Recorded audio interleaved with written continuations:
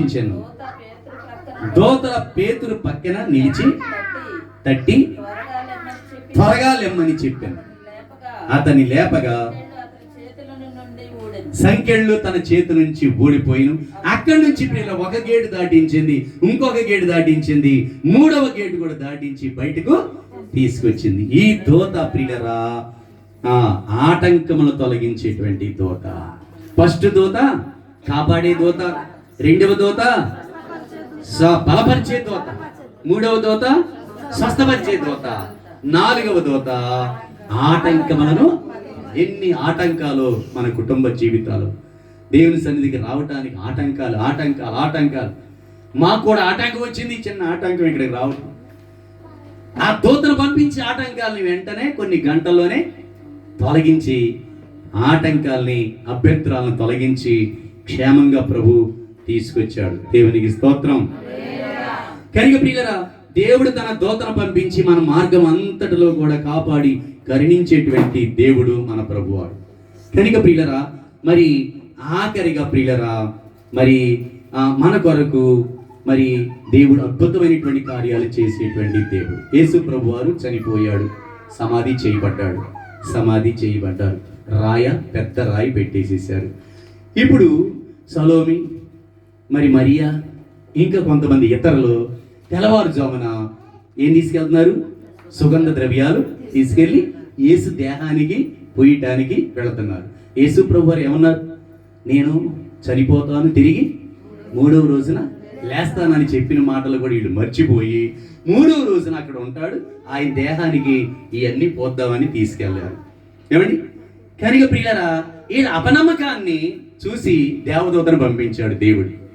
వెళతా ఏమనుకున్నారంటే, మన కొరకు రాయి ఎవరు డొల్లిస్తారు? ఆ రోజున యేసు ప్రభు వారిని లోన పెట్టి పెద్ద రాయి వేసి సీలేశారు కదా, ఈ రాయి ఎవరు డొల్లిస్తారక్క? అయ్యో, నేను చెప్పిన మాటలు మర్చిపోతున్నారు వీళ్ళు. నేను మూడో రోజున లేస్తానని చెప్పాను కదా. వీళ్ళ అపనమ్మకానికి నేను చింతపడుతున్నానని దేవుడు వెంటనే పరలోకం నుండి, అమ్మాయి దోత, నువ్వు ఇట్లా వెళ్ళి సమాధి దగ్గర ఉన్న రాయిని నువ్వు పొర్లించు. చూడండి, మత్తయి సువార్త 28వ అధ్యాయము 2వ వచనం చదవండి. ఇదిగో ప్రభు దూత పరలోకము నుండి దిగి వచ్చి రాయి పొర్లించి దాని మీద కూర్చుంది. దేవునికి స్తోత్రం. అప్పుడు మహాభూకంపము కలిగెను.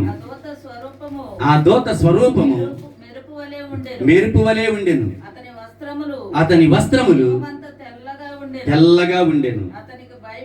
చాలు ప్రియులరా, వీళ్ళు ఆ రాయి ఎవరు డొల్లిస్తారు అని చెప్పుకొని అనుమానపడుతుండగా ఆ పరలోకము నుండి దేవుడు ఒక దూతని పంపించాడు.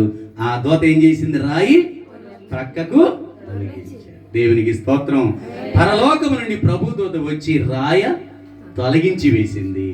అనగా ప్రియులరా, మన అడ్డు బండలని దేవుడే అడ్డు తొలగించి వేస్తాడు.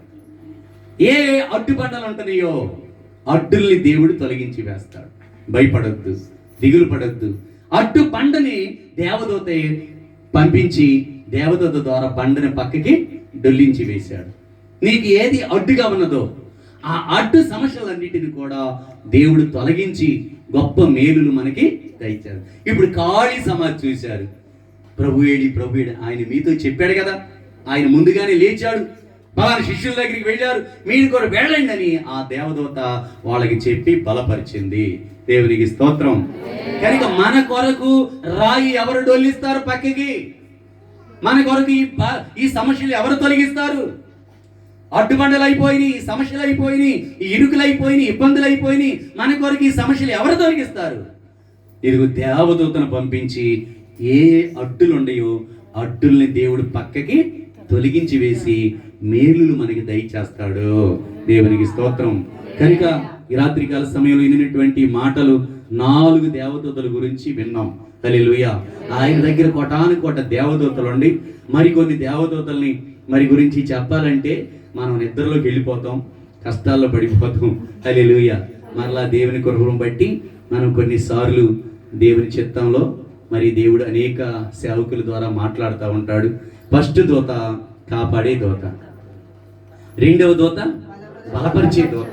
బలపరుస్తాడు. బలం లేని వారమే, శక్తిహీనులమే, దేవుడు మనల్ని బలపరుస్తాడు. దేవునికి స్తోత్రం. మూడవ దూత స్వస్థపరిచే దూత. కోనేరు అనగా దేవుని మందిరం, నీళ్ళు అనగా దేవుని వాక్యం. ఈ నీళ్లు కదిలిస్తున్నప్పుడు ప్రియరా రక్షణ పొందాలి, నేను కూడా పాట పాడాలి, నేను కూడా సాక్ష్యం చెప్పాలి, నేను కూడా దేవుని కొరకు ఏదైనా చెయ్యాలి అనేటువంటి తపన మనకి ఉండాలి.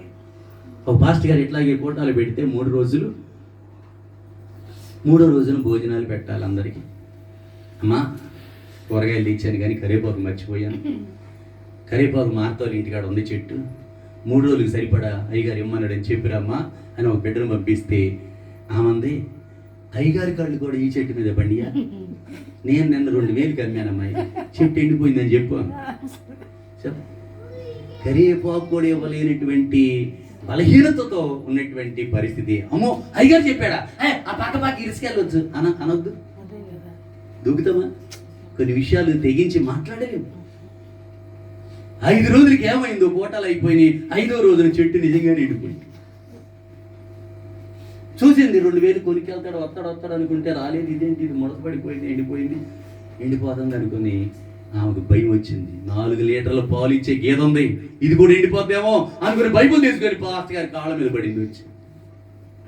ఏంటమ్మా అంటే, అయ్యగారు మీరు కరివేపాకు పంపించినప్పుడు చెట్టు ఎండిపోలా, నేను అబద్ధం ఆడాను, కానీ గేదె ఉంది అది కూడా ఎండిపోద్దేమో నాకు భయం వచ్చింది, నా కొరకు ప్రార్థన చేయండి అయ్యగారు. 2000 పోయినాయి, దేవునికి నేను ఇవ్వలేకపోయా, ఆ చెట్టు ఎండిపోయింది, గేదె ఎండిపోద్దేమో అయినా ప్రార్థన చేయండి. కొన్నిసార్లు ప్రియుల దేవుడు మాట్లాడుతుండగా మొండిగా ఉంటాం, చాలా బండగా ఉంటాం. మనం దేవుని కొరకు ఏమి చేయలేనిటువంటి నిస్సాయ స్థితిలో 38 సంవత్సరాలు వాడు పడి ఉన్నోడికిలాగా అట్లాగే పడి ఉన్నాడు. ఎంతమంది స్వస్థపడిపోతున్నారు, ఎంతమంది గొప్ప గొప్ప కార్యాలు జరిగించి చూసి దేవుని కొరకు త్యాగాలు చేసినటువంటి వారుగా ఎంతో మంది ఉన్నారు. కనుక మనల్ని కాపాడేటువంటి దూతల్ని దేవుడు పంపిస్తాడు. నీ మార్గమంతటిలో కూడా నిన్ను కాపాడటానికి దేవుడు తన దూతనికి ఆజ్ఞాపించి నిన్ను కాపాడి కరుణించి ప్రభు మేలులతో నింపగలిగినటువంటి దేవుడు. దేవునికి స్తోత్రం. హల్లెలూయా, హల్లెలూయా.